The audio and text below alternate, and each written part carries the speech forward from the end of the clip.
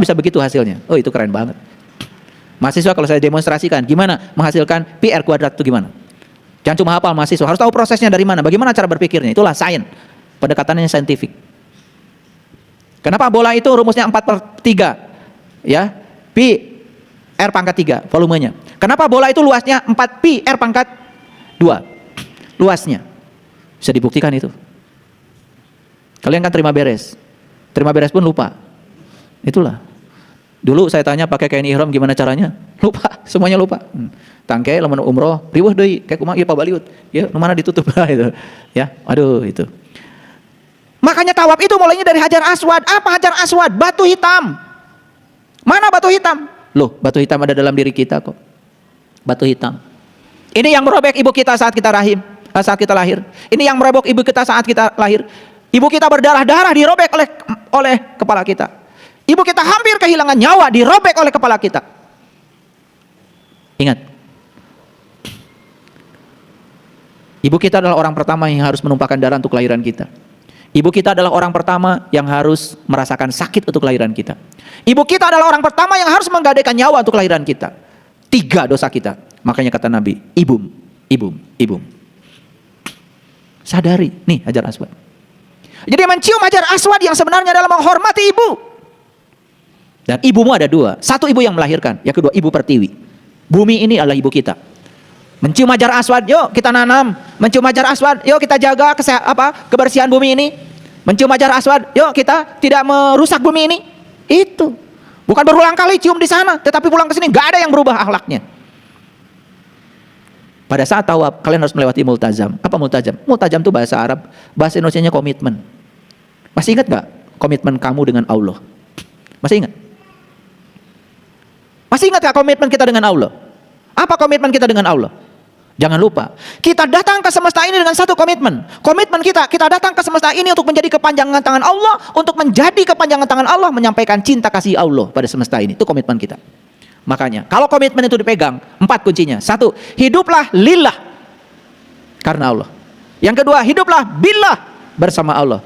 Yang ketiga, hiduplah bismillah, atas nama Allah. Dan yang keempat, hiduplah alhamdulillah, segala pujiannya milik Allah. Pegang komitmen itu, lillah, billah, bismillah, alhamdulillah. Praktekkan dalam hidup. Itu baru keren multazamnya.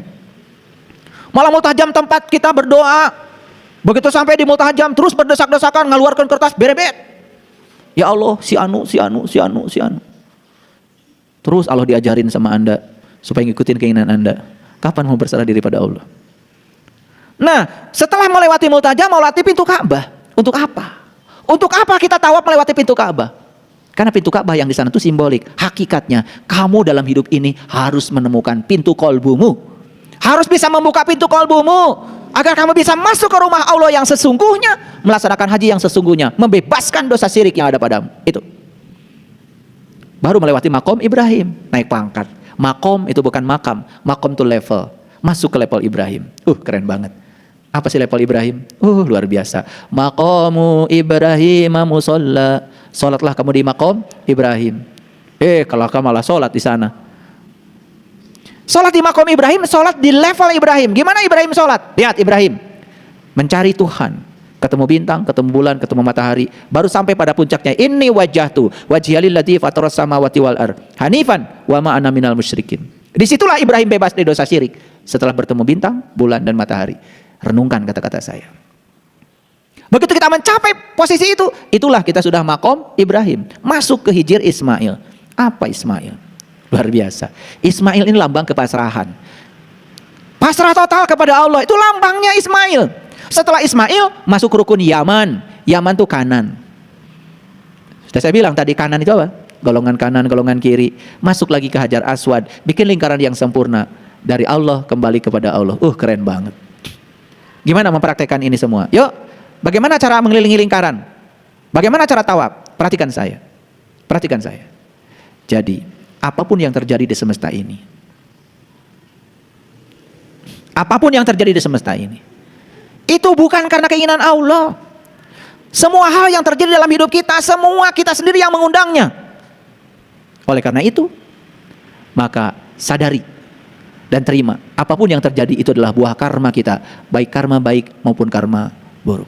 Kendalikan yang 7 yang ada di sini supaya pikiran tetap suci. Itulah tawab yang keren.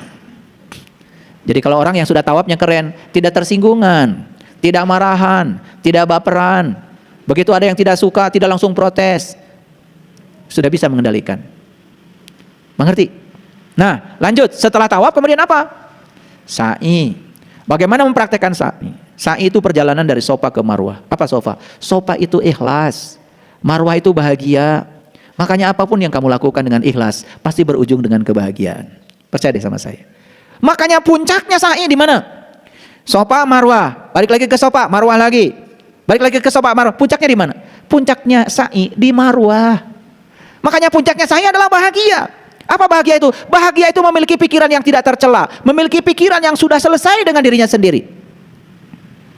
Yuk, ketika kita sa'i, siapa yang lari? Laki-laki. Yang tadi pakai kain ihram, laki-laki. Sekarang ketika sa'i, yang lari pun laki-laki. Walaupun kalian nih perempuan guru senam, gak boleh di sana lari. Kalian jalan aja. Nah, laki-laki lambang dari ruhani, perempuan lambang dari jasmani. Artinya apa? Selesai sa'i, tanamkan pada dirimu. Urusan ruhani harus lari. Urusan jasmani, jalan saja, jalan saja. Apa yang terjadi? Sepulang dari sa'i, urusan ruhani jalan, bahkan tidak ada jalannya sama sekali. Tapi urusan dunia lari kenceng terus. Kan kebalik. Karena nggak ngerti. Pokoknya di sana begitu ada lampu hijau, lari, lari gitu. Kalau kamu lari nanti masuk surga. Masa lu surga cuman lari? Kalau kamu nggak lari masuk neraka, masa cuman nggak lari masuk neraka? Itu simbolik. Jadi mengerti sekarang cara praktek sa'i dalam hidup. Nih lihat saya semua. Kematian itu pasti. Kematian bisa terjadi setiap saat pada setiap orang. Tidak memandang usia. Selesai nggak selesai pekerjaan kita, pasti kita akan mati. Jadi oleh karena itu, untuk urusan kematian, sebagai puncaknya kehidupan, kita harus selalu jaga setiap saat. Jaga setiap saat. Karena itu bisa terjadi kapan saja. Betul? Yuk lari. Untuk urusan ruhani lari. Untuk urusan jasmani biasa aja. Kalau mau kerja pergi jam 8 pulang jam 4 sudah cukup. Gak usah lembur. Di rumah anak sudah nunggu, minta dibimbing untuk ngerjakan tugas, PR, udah. Itu aja kok, ya. Nah, selanjutnya. Gimana mempraktekkan tahalul? Tahalul itu artinya kembali kepada kehidupan nyata dimulai dengan cukur rambut. Cukur rambutnya pun cukup 7 helai. Nafsu banget, cukur rambutnya langsung dipangkas sampai gundul. Makanya coba perhatikan, pada pulang haji rambutnya gundul. Padahal disunahkan cuma 7 lembar. Di mana rambut? Nih rambut. Nih rambut, rambut. Nah, rambut yang harus dicukur sebetulnya bukan rambut yang di luar. Yang di sini gampang, tukang cukur 12.000 selesai.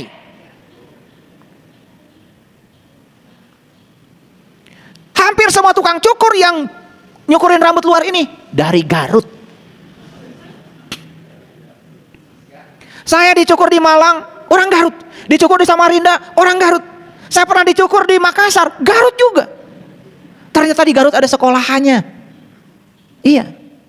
Nah, karena saya juga orang Garut, saya tidak tertarik nyukur yang luar. Saya ingin nyukur yang dalam. Itu. Sama-sama Garut. Yang nyukur luar 12.000. Yang dalam masa 12.000. Makanya saya sekarang bagian nyukur sama, tapi saya nyukur yang dalam. Cara berpikir yang buruk, yuk kita perbaiki. Pola pikir yang salah, yuk kita perbaiki. Cukur yang dalam. Itulah haji. Haji itu bukan nyukur rambut yang luar, cukur rambut yang dalam. Makanya cukup 7 helai. Mana yang 7? Lari lagi ke sini. 1, 2, 3, 4. Karena apa? Keritingnya pikiranmu itu tergantung pada yang 7 ini. Begitu yang masuk, begitu pola pikirnya salah, setiap yang masuk dari luar langsung membuat rambutmu gondrong di dalam. Keriting di dalam. Apa yang terjadi? Perlawanan, penolakan, permusuhan, kebencian. Tuh rambut-rambut yang harus dicukur. Itu urusan saya. Makanya saya bilang sama teman-teman yang dari Garut, kamu bagian nyukur yang luar, biar saya bagian nyukur yang dalam. Cuman gak ada teman sampai sekarang. Dan gak antri kalau cukur rambut dalam. Beda dengan cukur rambut luar. Ngerti maksud saya? Ya. Jadi nggak sembarang nih saya dari Garut.